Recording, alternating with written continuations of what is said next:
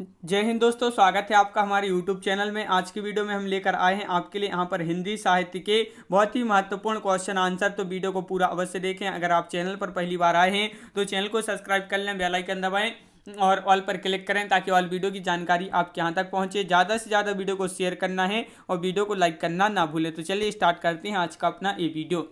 नमक का दरोगा कहानी के लेखक कौन है? तो नमक का दरोगा एक कहानी है और इसके जो लेखक हैं वह प्रेमचंद्र जी हैं। अगला क्वेश्चन है, नयन जो देखा कमल सा, निर्मल नीर शरीर, हंसत जो देखा हंस भा, दसन ज्योति नगहीर। किस जो है पंक्तियों, इस पंक्तियों के रचयिता बताना है, कौन है इसके रचयिता।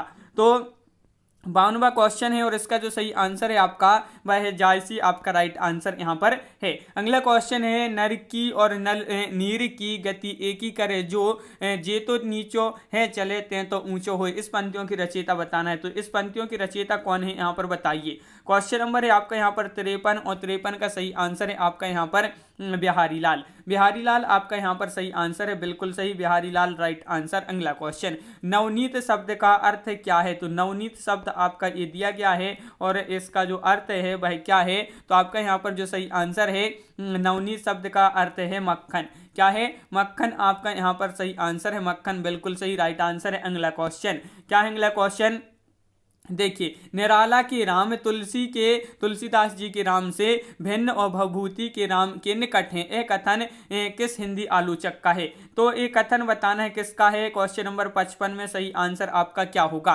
क्वेश्चन नंबर 55 है और आपका राइट आंसर है डॉक्टर रामविलास शर्मा। डॉक्टर रामविलास शर्मा आपका यहाँ पर सही आंसर है, बिल्कुल सही, डॉक्टर रामविलास शर्मा का एक कथन है। निराला को कैसा कवि माना जाता है? कई बार ये क्वेश्चन पूछा जा चुका है, निराला को कैसा कवि माना जाता है? तो क्रांतिकारी आपका यहाँ पर सही आंसर होगा। क्रांतिकारी कवि माना जाता है निराला जी को। अगला क्वेश्चन है, निर्गुण भक्ति काव्य का प्रमुख कवि कौन सा है? क्वेश्चन नंबर 57 का सही आंसर आपका क्या है बताइए। बहुत ही महत्वपूर्ण क्वेश्चन है कि निर्गुण भक्ति काव्य का प्रमुख कवि कौन है? तो आपका यहाँ पर सही आंसर है कबीरदास। कौन है? कबीरदास आपका यहाँ पर सही आंसर है, बिल्कुल सही राइट आंसर। अगला क्वेश्चन, निशा निमंत्रण की रचनाकार कौन है? क्वेश्चन नंबर 58 का सही आंसर बताना है।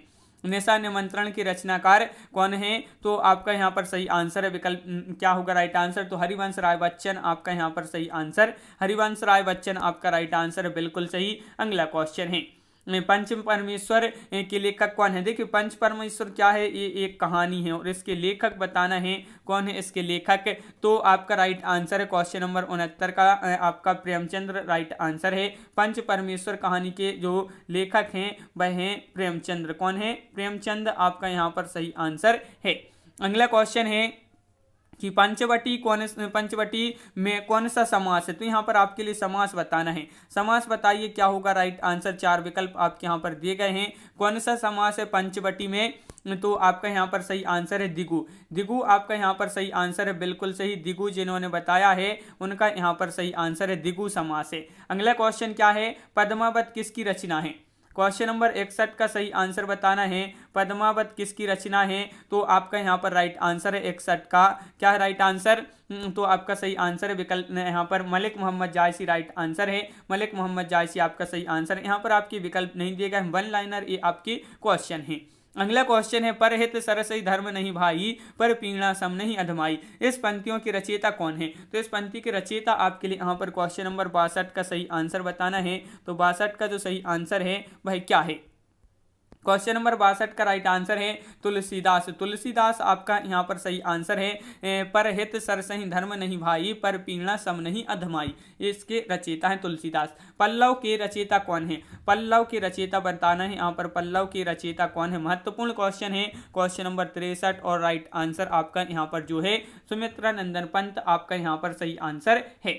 सुमित्रा नंदन पंत जिन्होंने बताया उनका सही आंसर है, पवित्रता की माप है मलिनता, सुख का आलोचक है दुख, और पुण्य की कसौटी है पाप। यह कथन स्कंदगुप्त नाटक की किस पात्र का है? तो ये जो कथन है स्कंदगुप्त नाटक की किस पात्र का ये कथन है, ये आपके लिए बताना है। तो आपका सही आंसर है 64 का विकल्प यहाँ पर 64 का देवसेन राइट आंसर होगा। देवसेन आपका राइट आंसर है। अगला क्वेश्चन क्या है?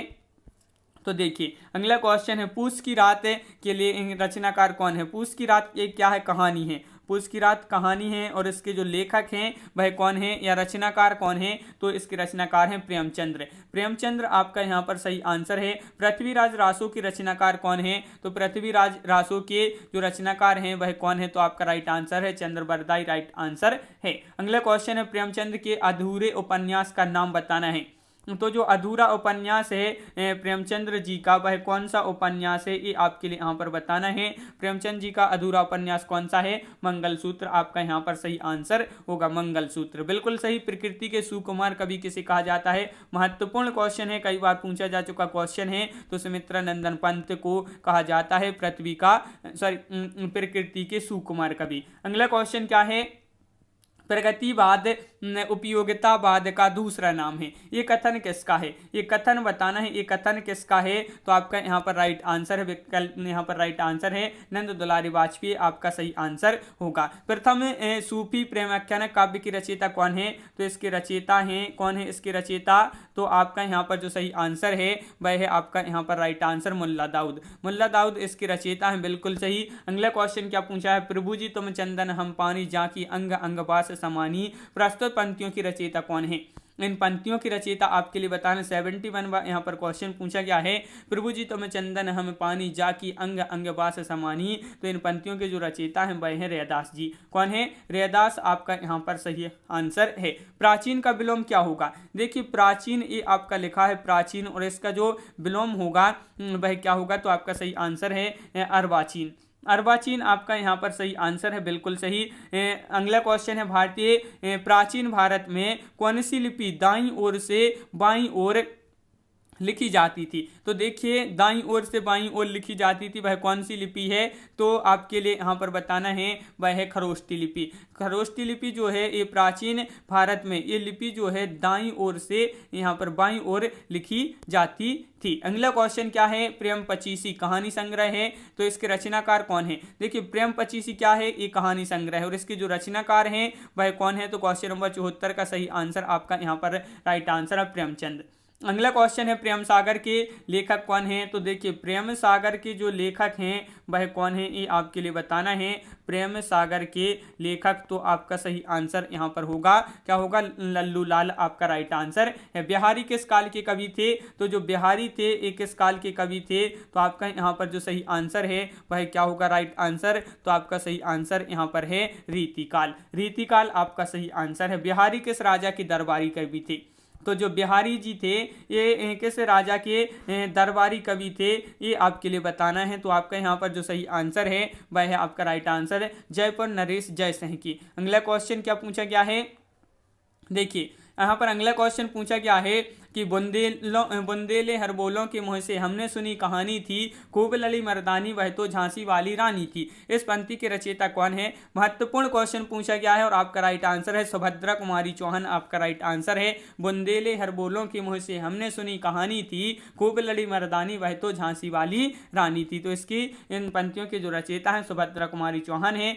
बूंदी नरेश महाराज भावसिंह का आश्रित कवि कौन था, तो बूंदी नरेश महाराज भावसिंह थे और इनके जो आश्रित कवि थे वह थे तो कौन थे, मतीराम। प्रेम पचीसी बेताल पचीसी के यहाँ पर रचनाकार बताना है, तो बेताल पच्चीसी की रचनाकार कौन है। क्वेश्चन नंबर 80 है, महत्वपूर्ण क्वेश्चन पूछा गया है और इसके जो रचनाकार हैं सूरती मिश्र आपका यहाँ पर सही आंसर होगा। सूरती मिश्र आपका राइट आंसर है, बिल्कुल सही। अगला क्वेश्चन क्या है, देखिए बैर क्रोध का आचार्य अमुरब्बा है, इस पंक्ति की रचयिता कौन है। इस पंक्ति की रचयिता यहाँ पर आपके लिए बताना है, तो इस पंक्ति के जो रचयिता हैं वह हैं कौन, रामचंद्र शुक्ल। रामचंद्र शुक्ल आपका यहाँ पर राइट आंसर है। रामचंद्र शुक्ल जिन्होंने बताया है उनका यहाँ पर सही आंसर है। भक्तमाल भक्ति काल के कवियों की प्राथमिक जानकारी देता है, इसके रचयिता कौन थे, तो भक्तमाल भक्ति काल के कवियों की प्राथमिक जानकारी देता है, इसके जो रचयिता थे वह कौन थे, तो आपका सही आंसर है नाभादास। नाभादास आपका यहाँ पर सही आंसर है,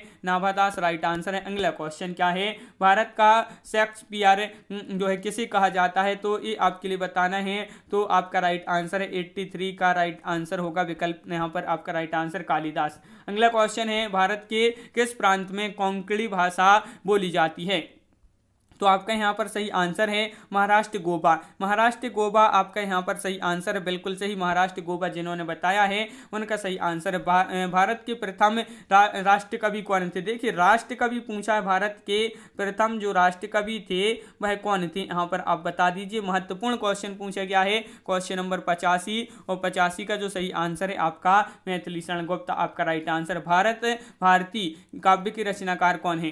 भारत भारती काव्य के रचनाकार बताना है तो मैथिली शरण गुप्त आपका यहाँ पर सही आंसर है। अगला क्वेश्चन है क्या है? भारत में संस्कृत माँ है, हिंदी बहुरानी और अंग्रेजी नौकरानी किस महापुरुष के अनमोल वचन है? तो अनमोल वचन है, एक किस महापुरुष के अनमोल वचन है ये आपके लिए बताना है। भारत में संस्कृत माँ है और हिंदी बहुरानी अंग्रेजी नौकरानी, ये जो अनमोल वचन है डॉक्टर कामिल बुल्की की। अगला क्वेश्चन क्या है? भारत में सबसे कम बोले जाने वाला भाषाई समूह कौन सा है? वह समूह है जो कम बोला जाता है भारत में सबसे कम, वह समूह है चीनी तिब्बती। चीनी तिब्बती आपका यहाँ पर सही आंसर है, बिल्कुल सही राइट आंसर है। अगला क्वेश्चन, भारत में सर्वाधिक लोगों द्वारा कौन सी भाषा बोली जाती है? तो आपका राइट आंसर क्या होगा? भारत में सर्वाधिक लोगों द्वारा जो बोली जाती भाषा है वह है हिंदी। हिंदी यानी कि देवनागरी लिपि आपका यहाँ पर सही आंसर है।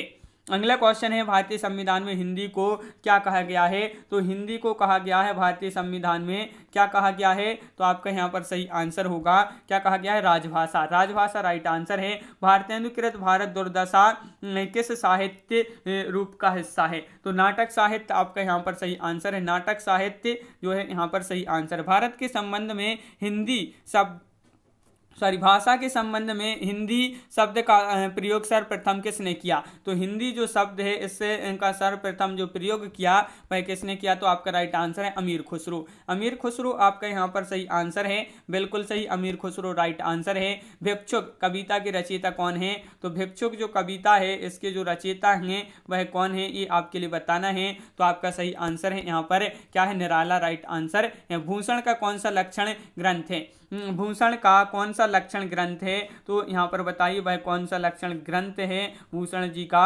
तो आपका यहाँ पर सही आंसर होगा, क्या होगा राइट आंसर? शिवराज भूषण। अगला क्वेश्चन क्या है? भूषण किस रस के कवि हैं? ये क्वेश्चन जो है कई बार पूछा जा चुका है एग्जाम में कि भूषण किस रस के कवि हैं? तो आपका सही आंसर है वीर रस के। भूषण की कविता का प्रधान स्वर क्या है? तो जो भूषण थे इनकी कविता का प्रधान स्वर जो है प्रशस्ति परक आपका सही आंसर होगा। मजदूरी और प्रेम निबंध है ये, और इसके जो रचनाकार हैं तो वह कौन है? तो मजदूरी और प्रेम ये निबंध है और इसके जो रचनाकार हैं वह कौन है? तो आपका सही आंसर है सरदार पूर्ण सिंह। सरदार पूर्ण सिंह आपका यहाँ पर सही आंसर है। सरदार पूर्ण सिंह जिन्होंने बताया है उनका सही आंसर यहाँ पर है। मध्य प्रदेश के किस जिले को देश का प्रथम हिंदी साक्षर जिला घोषित किया गया है? तो वह जिला कौन सा है ये आपके लिए बताना है। तो आपका यहाँ पर जो सही आंसर है, क्वेश्चन नंबर है आपका यहाँ पर 98 और इसका सही आंसर है नरसिंहपुर को। नरसिंहपुर को आपका राइट आंसर है। मध्य प्रदेश का जो नरसिंहपुर जिला है इसको देश का प्रथम हिंदी साक्षर जिला घोषित किया गया है। अगला क्वेश्चन क्या पूछा गया है? मनुष्य की आचरण के प्रवर्तक भाव और मनोविकार ही होते हैं, बुद्धि नहीं, यह कथन किसका है?